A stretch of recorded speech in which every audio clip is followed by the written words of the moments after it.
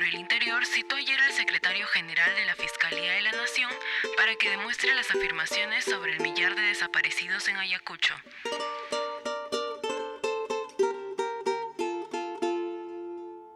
Y así los tres fueron tranquilamente, sin signos de violencia. Nadie pensó pues que iban a desaparecerlos, ¿no? Entonces ahí creo que inicia para mi familia especialmente la búsqueda de mi papá. En esa época la gente no sabía leer ni escribir. Entonces él gratuitamente los alfabetizaba, les enseñaba a leer, les enseñaba a escribir. Papá iba donde los campesinos, a las haciendas, ¿no? A registrarlos, a hablarles de sus derechos, que tienen que tener una identidad, ¿no? Hacía regadíos para los pueblos, para que tengan, para que cultiven, ¿no? su chacra. Y bueno, mi papá ha sido un líder allá. Mi papá trabajaba y le llamaban el datarista, pues que él era el que hacía el registro civil de los nacimientos de los niños de Churcampa y el que entregaba, el que digitaba. En esa época había unas máquinas que eran a mano. Nuestra vida allá en Churcampa era feliz.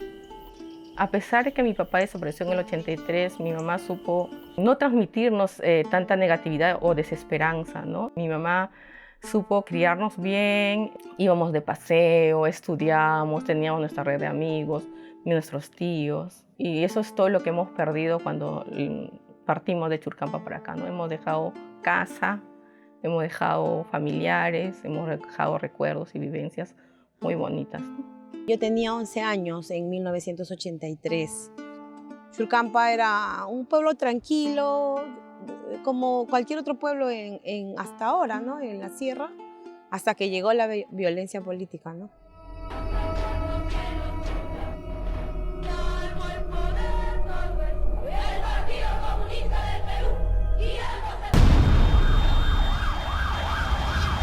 Perú, entre 1980 hasta el año 2000, vivió probablemente uno de los periodos más difíciles de su historia, ¿no? Producto de un conflicto que tiene como protagonistas a un movimiento de carácter revolucionario que se llamó Sendero Luminoso. El 75% de quienes sufrieron en carne propia toda la violencia, tanto de Sendero como del Estado, fueron las comunidades campesinas y sobre todo los quechohablantes, ¿no? Como era niña, yo no sabía qué era terrorismo. O sea, en la vida nosotros íbamos a saber qué cosa era un dinamitazo, un balazo o una muerte, ¿no? Ahora analizando, pues yo pienso que todo comienza en 1983, más o menos en septiembre, cuando por primera vez los terroristas atacan la comisaría, ¿no? Atacan la comisaría para poder robar las armas de los policías. Esa noche Churcampa fue atacada por los terroristas, llevando el carro de mi tío hasta una parte y lo dejan abandonado porque como era pequeño no le servía. Lamentablemente mi tío, bueno, mi familia no denuncia el hecho porque tenían miedo a los terroristas. Porque los terroristas no están en una casa, estaban caminando por las chacras. Cuando ellos salían, no iban vestidos de uniforme militar. Ellos, por cuestión de estrategia, se camuflaban con las comunidades al vestir como ellos, ¿no? Ningún militante de Sendero jamás utilizó un traje militar.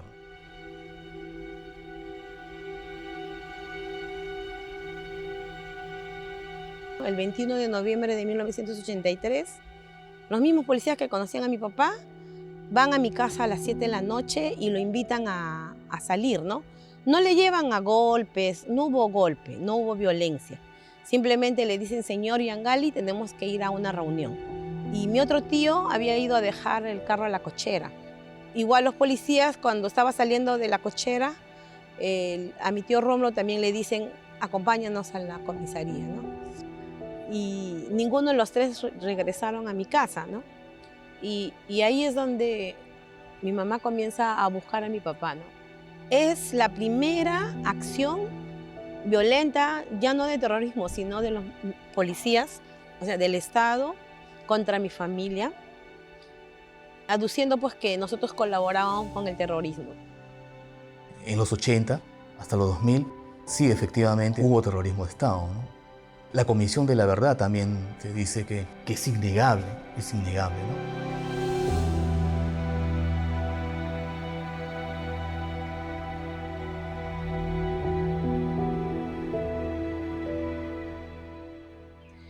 Ya agotaron las comisarías, entonces mi mamá comenzó a buscarlo ya muerto, ¿no? Si no está vivo, vamos a buscarlo muerto.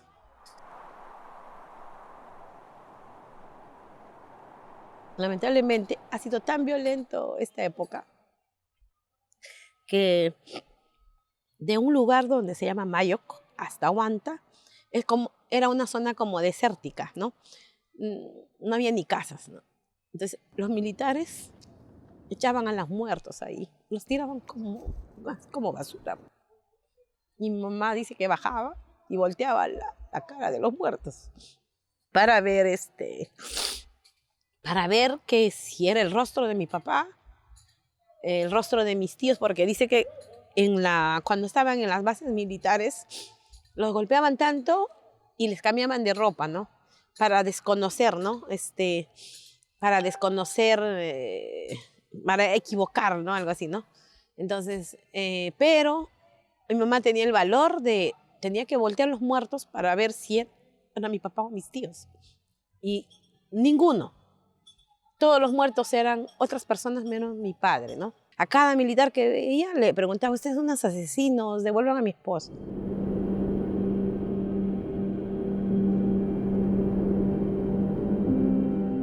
Y una noche de 1988, en la madrugada, ingresaron personas a la casa de mi mamá.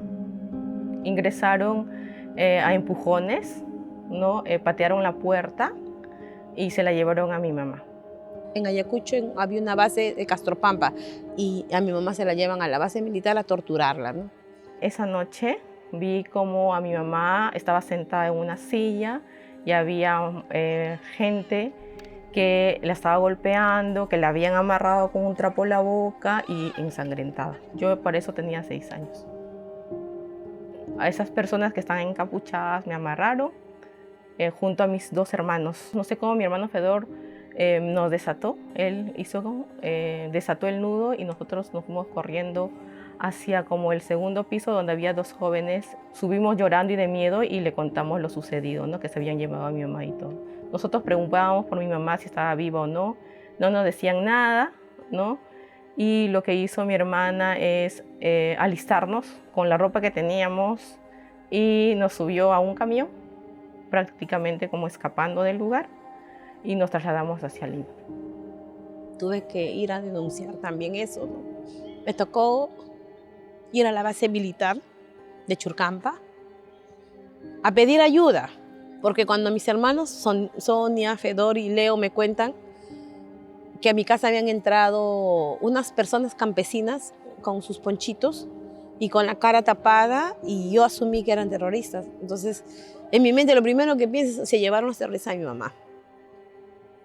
Y yo de buena fe voy a la base militar y le digo al capitán, ¿no?, que me ayude a buscar a mi mamá, que los terroristas lo matan y lo dejan por ahí tirado, ¿no? Entonces, y si no lo han matado, igual que me ayuden a buscar, ¿no? Entonces, yo pedí que me cuiden. 6 militares me cuidaban en la puerta de mi casa y cuando caminaba me tenía que proteger porque tenía miedo, ¿no? Un terrorista puede ser cualquiera, no es un uniformado, ¿no? Entonces, me cuidaban los soldados, pero yo no sabía que era al revés, que los militares habían llevado a mi mamá.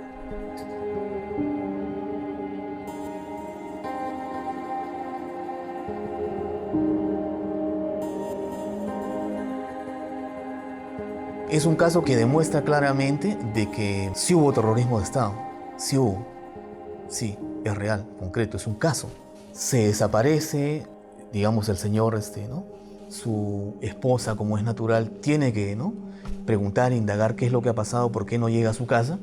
De tanto incomodar, digamos, a las autoridades, Las autoridades, ¿qué es lo que hacen? Lo callo, lo desaparezco y así me evito la incomodidad, ¿no?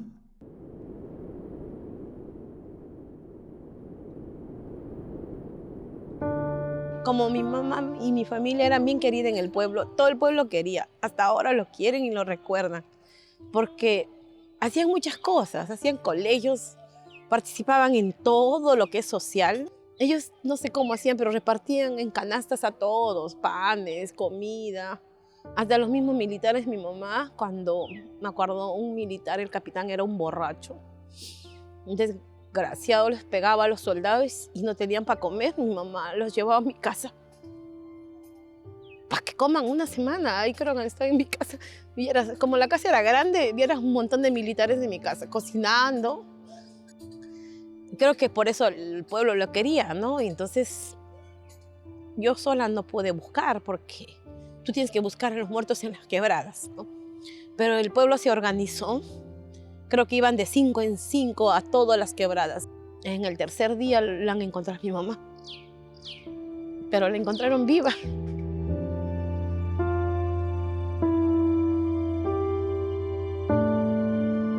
Pero era como un monstruo, era una cara de una nariz.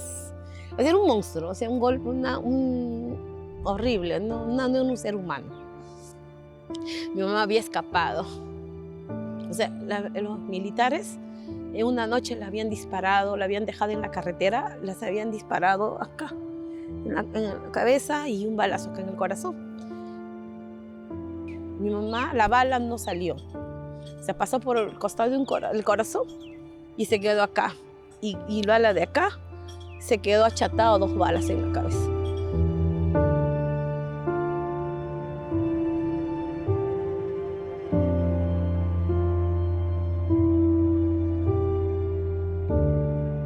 No sabíamos si mi mamá estaba viva, nada. Llegamos a la casa de mi tío en el cercado de Lima. Y ahí encontramos a mi mamá, que estaba echada en el piso, que no se podía mover y que tenía heridas, ¿no? Y que estaba hinchada y golpeada. Yo le vi en esa situación a mi mamá y me puse a llorar, pero también sentí alegría porque sabía que estaba viva, que estaba bien y que la tenía ahí.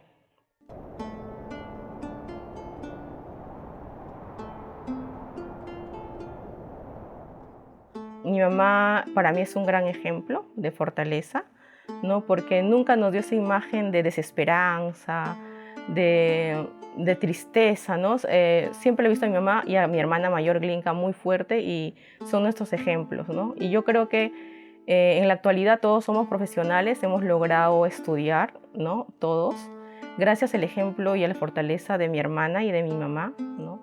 Conversando con mi mamá, pues teníamos que aceptar que mi papá, ya si hasta los 5 años de desaparecido no volvía, asumir que ya él está muerto, ¿no?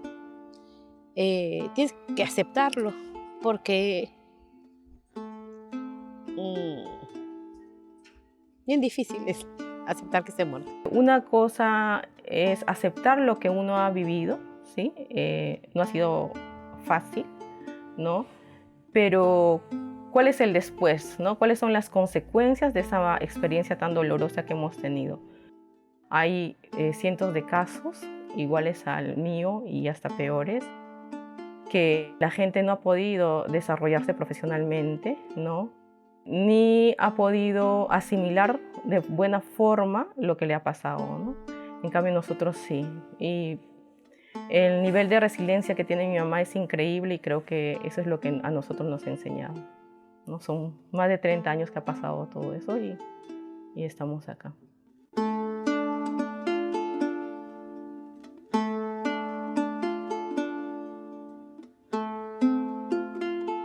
Estamos por abrir el juicio de mi papá, ¿ya? Pero mira, son más de 30 años que ha desaparecido y que el caso en Ayacucho, por la fiscalía, se han estado abriendo y cerrando, ¿no es cierto? Y otra vez ha abierto el caso de mi papá, pero son más de 30 años, ¿no? Y yo creo que eso ya no es justicia, ¿no? ¿Cuántos años ha pasado? El Estado tiene mucho que hacer por todos los familiares del conflicto armado interno. El próximo año 2023 va a cumplir 40 años de desaparecido. Y yo creo que si está en el cielo y nos escucha, Él sabe que desde el primer momento lo hemos buscado.